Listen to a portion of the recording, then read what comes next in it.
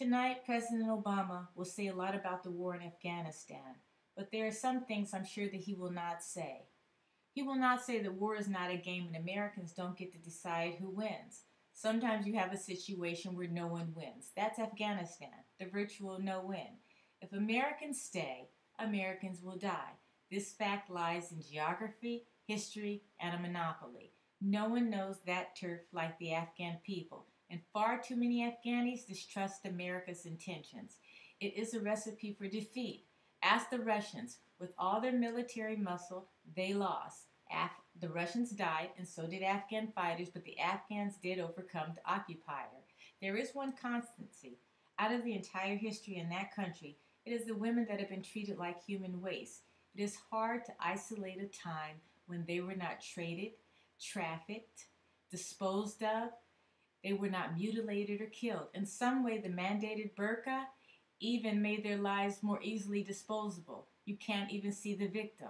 Not only are they nameless, they're faceless. It would be honorable to say that this war was a fight to defend their rights. It was a fight to liberate the people from a faulty, callous regime who ruled by the bullet and not by human rights. It would be honorable if we could say that we helped the people there and instituted a system of rules and laws where tribes cannot trade human beings for a goat or a slave. However, we cannot say this because the United States placed Hamid Karzai there. We put an idiot there that obviously cannot run a country and built a brutal torture camp in order to hide the fact that he can't.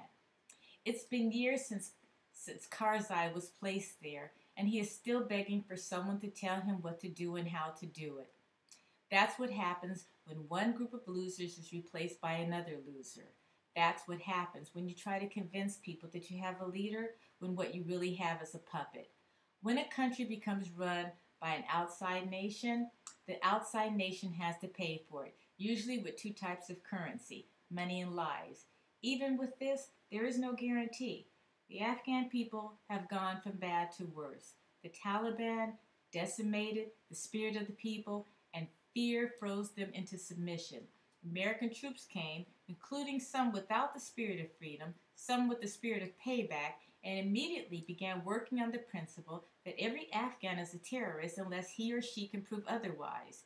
Here at home, we put on blinders and pretended not to see this point. What President Obama knows and should say is, I inherited a catch-22. I didn't plan it. I didn't orchestrate it. I inherited all of this. Even with all my experts and strategic advice, there is still no easy way out of this mess.